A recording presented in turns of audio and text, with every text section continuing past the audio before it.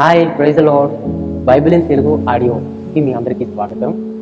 చూడండి, చక్కగా ఈరోజు బైబిల్ ఆడియో అది వినుట ద్వారా, బైబిల్ని వినుట ద్వారా, ఆ వాక్యాలు ధ్యానించడం ద్వారా మనలో ఏమొస్తుందంటే విశ్వాసం వస్తుంది. విశ్వాసం అది మనం దేనికైనా రీచ్ చేయగలం. విశ్వాసం ద్వారా దేన్నైనా గెలవగలం. మనం ప్రార్థన చేయకన్నా, దేవుని వాక్యం చదవకన్నా మనం ఏది సాధించలేం. అలాంటిది మన ముందుకి ఇప్పుడు చదువు రాని వారి కోసం, చదువు వచ్చే వారి కోసం అందరికీ అవైలబుల్గా ఈ ఛానల్ మీ ముందు ఆడియో రూపంలో తెచ్చింది. నీతివంతుడు విశ్వాసం మూలంగా జీవిస్తాడు. ఆ విశ్వాసం మీలో పెరగాలి అని అంటే వాక్యం వినట ద్వారా మాత్రమే. ఈ వాక్యం వినండి, ఎంజాయ్ చేయండి, దేవుని ఆశీర్వాదాలు పొందుతారు. ఈ ఛానల్ మీకు నచ్చినట్లయితే సబ్స్క్రైబ్ చేయండి, షేర్ చేయండి, లైక్ చేయండి.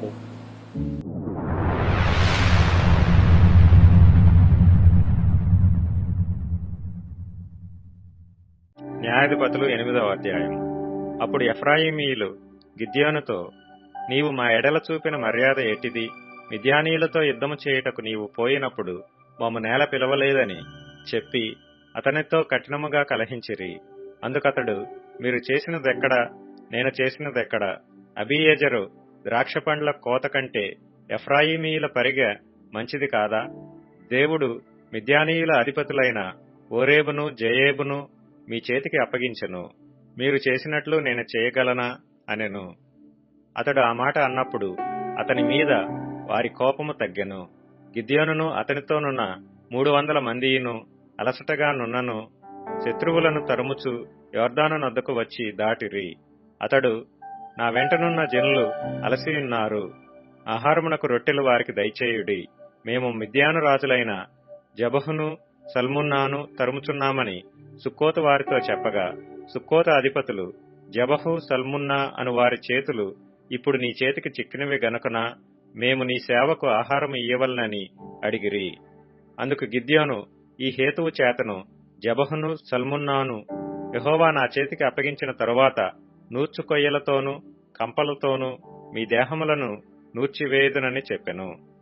అక్కడ నుండి అతడు పెనూయేలునకు పోయి అలాగుననే వారితోనూ చెప్పగా, సుక్కోతు వారు ఉత్తరమిచ్చినట్లు పెనూయేలు వారును అతనికి ఉత్తరమిచ్చిరి గనుక అతడు, నేను క్షేమముగా తిరిగి వచ్చినప్పుడు ఈ గోపురమును పడగొట్టెదనని పెనూయేలు వారితో చెప్పెను.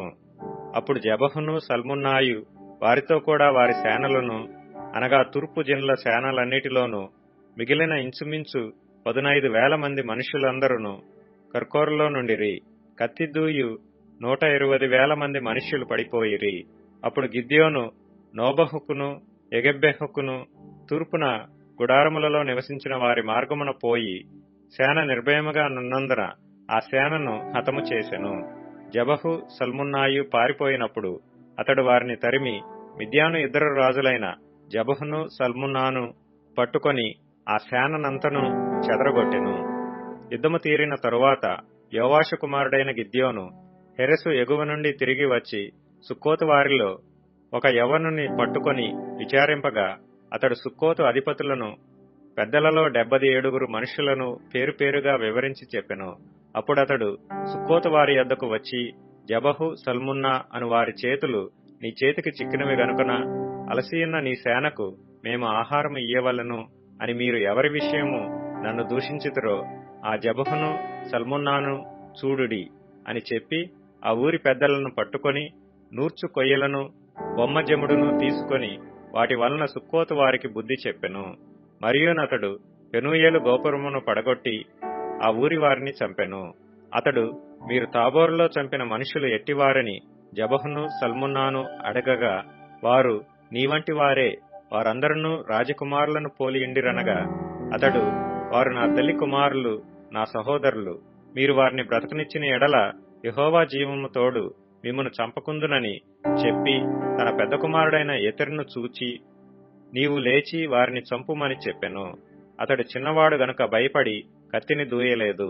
అప్పుడు జబహు సల్మున్నాలు, ప్రాయము కొలది నరునికి శక్తి ఉన్నది గనుక నీవు లేచి మా మీద పడుమని చెప్పగా, గిద్యోను లేచి జబహును సల్మున్నాను చంపి వారి ఒంటెల మెడల మీదనున్న చంద్రహారములను తీసుకొనెను. అప్పుడు ఇశ్రాయేలీయులు గిద్యోనుతో, నీవు మిద్యానీయుల చేతిలో నుండి మమ్మను రక్షించితివి గనుక నీవును నీ కుమారుడును నీ కుమారుని కుమారుడును మమ్మను ఏలవలెనని చెప్పిరి. అందుకు గిద్యోను, నేను మిమ్మును ఏలను, నా కుమారుడును మిమ్మును ఏలరాదు, యెహోవా మిమ్మును ఏలునని చెప్పెను. మరియు గిద్యోను, మీలో ప్రతివాడు తన దోపుడు సొమ్ములోనున్న పోగులను నాకియ్యవలెనని మనవి చేయుచున్నానెనెను. వారు ఇష్మాయేలీయులు గనుక వారికి పోగులుండెను. అందుకు వారు సంతోషముగా మేము వాటినిచ్చెదమని చెప్పి ఒక బట్టను పరిచి ప్రతివాడును తన దోపుడు సొమ్ములో నుండిన పోగులను దానిమీద వేసెను.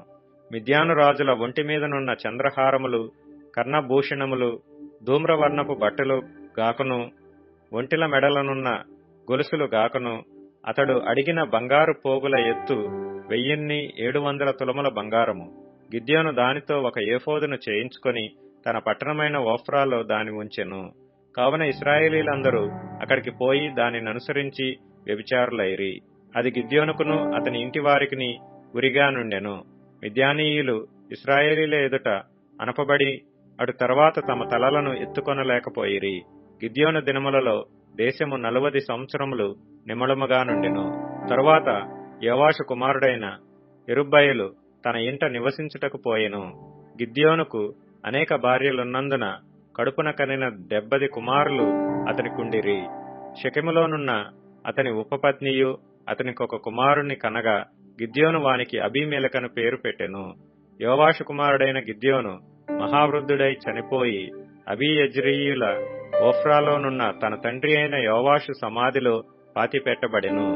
గిద్యోను చనిపోయిన తరువాత ఇశ్రాయేలీలు చుట్టూనుండి తమ శత్రువుల చేతిలో నుండి తమను విడిపించిన తమ దేవుడైన యెహోవాను జ్ఞాపకము చేసుకొనక మరలా బయలులను అనుసరించి వ్యభిచారులై బయల్బెరీతును తమకు దేవతగా చేసుకొనిరి. మరియు వారు గిద్యోనును యెరుబ్బయలు ఇశ్రాయేలీలకు చేసిన ఉపకారమంతయు మరచి అతని ఇంటి వారికి ఉపకారము చేయకపోయిరి. ఈ ఆడియో బైబిల్ ద్వారా మీరు దీవించబడుతున్నారని విన్నాం. మీకు ఈ ఆడియో బైబిల్ దీవెనకరంగా ఉంటే మీరు ఈ ఛానల్ని సబ్స్క్రైబ్ చేసుకోండి, లైక్ చేయండి, షేర్ చేయండి. డిస్క్రిప్షన్లో ఉన్న లింక్ ద్వారా మీ యొక్క ప్రార్థన విన్నపం మాకు పంపించండి. మేము నమ్ముతున్నాం ఈ యొక్క ఛానల్ ద్వారా, ఈ యొక్క ఎపిసోడ్ ద్వారా ఆశీర్వదింపబడ్డారు. Thank you.